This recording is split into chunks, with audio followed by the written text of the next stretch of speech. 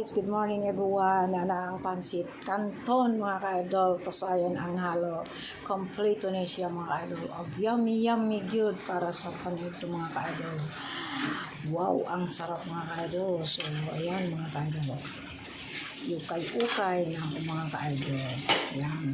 Nag-aso-aso pag siya mga ka-idol.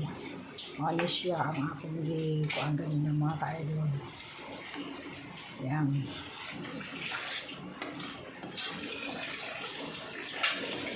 Aso-aso pag yun. Ang sarap talaga mga ka-idol.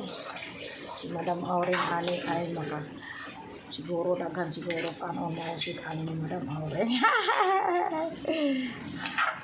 Yummy yummy. Ay.